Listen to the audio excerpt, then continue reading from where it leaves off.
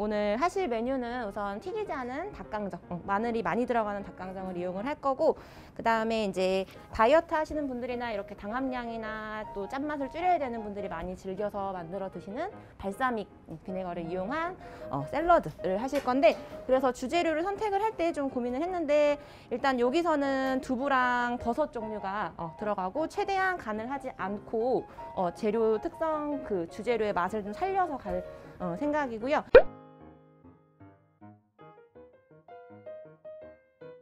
드레싱에 사용하는 거는 발사믹 비네거 오늘 사용을 할 건데, 올리브유가 이제 종류가 또 여러 가지가 있어요. 이제 퓨어라고 하는 거는 조금 좀 저가의 올리브유로 알고 계시는데, 그거는 이제 섞인 정제유라고 보시면 돼서 엑스트라 버진 올리브유라고 나와 있는 게 최상의 가짜 낸 거죠. 그래서 열을 가하지 않는, 오늘처럼 드레싱에 사용을 하실 때는 하면 좋고, 열을 가할 때 하시면 보통은 이제 가성비가 안 나오기 때문에 다 파괴가 되기 때문에 이제 오늘처럼 드레싱을 하든지 아니면은 그냥 뭐 버무리는 음식에 사용을 하시는 게, 열을 최대한 가하지 않을 때 사용을 하시는 게 좋고, 그리고 샐러드 같은 경우는 찬물에 담가서 이제 보관을 하시는데, 안에 사이사이에 소독도 할 겸 식초를 살짝 뿌려가지고 소독도 할 겸 찬물에다가 담가서 보관을 해주도록 할게요.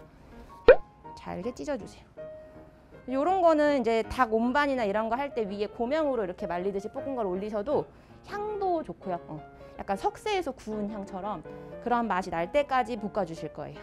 지금은 양이 이렇게 아직은 수분이 많아가지고 이 상태로 있고, 얘가 태우는 게 아니에요. 천천히 수분을 날리면서 말리듯이 볶는다 생각해 주시면 되고요.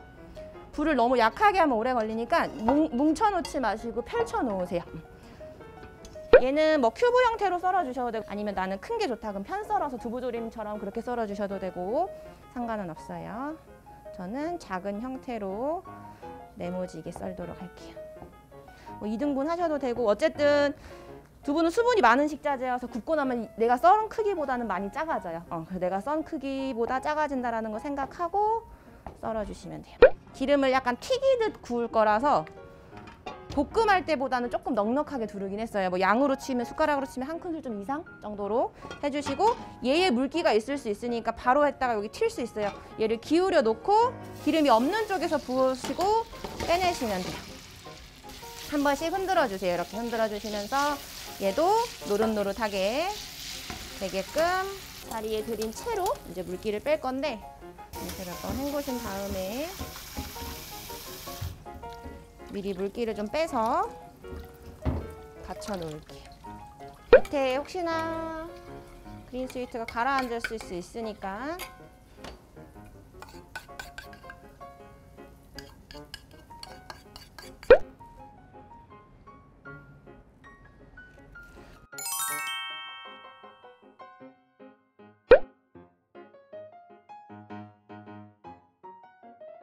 닭강정 같은 경우에는 이제 집에서 닭냄새 제거하느라 우유에 담가 놓으셔도 되고, 저희는 없으니까 이게 물에 뭐 청주 같은 거 있으면 좀 풀어가지고 들어가셔서 재료 씻을 때 먼저 조금 담아 놓으시고요.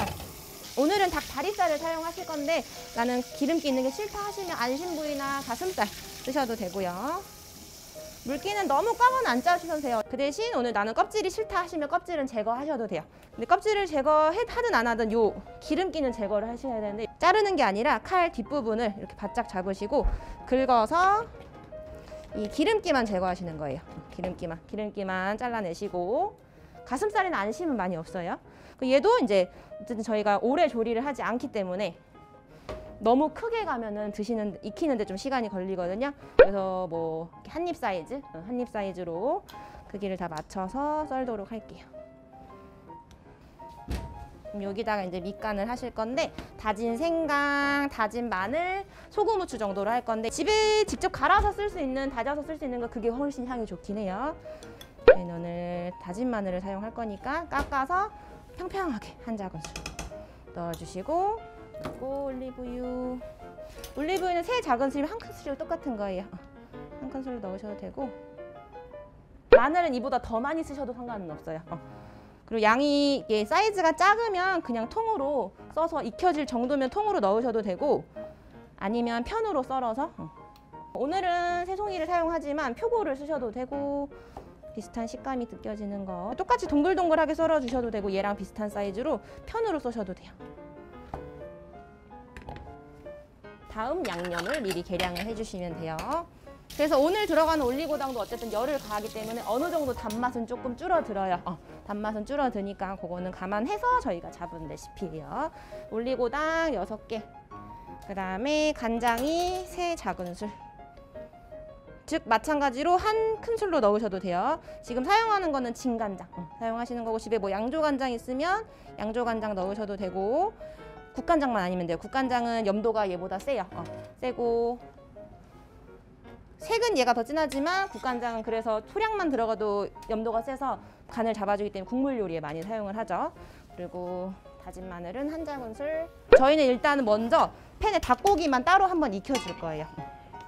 껍질 쪽부터 넣을 수 있으면 넣어주시고, 너무 확 예열된 상태에서 넣으시면 또 잘 태우시거든요. 이렇게 한 2~3개 정도 넣을 때 치즈직 소리 나는 정도로 시작해 주시면 돼요. 여기서 반 이상 익혀주실 거예요.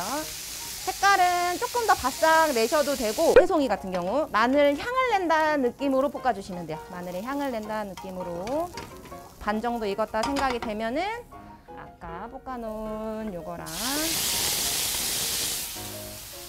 이렇게 따뜻한 소스를 좀 넣어서 바닥에 가라앉아 있는 거.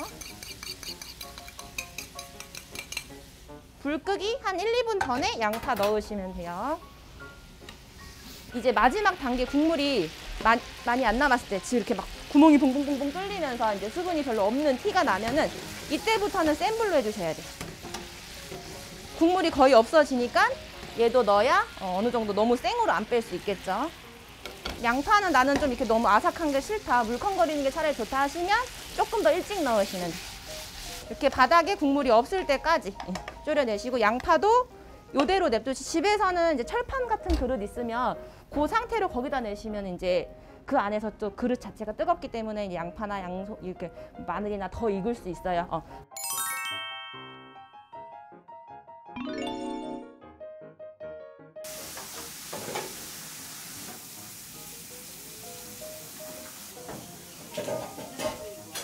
요즘 건강식 같은 거 많이 걱정들 하잖아요.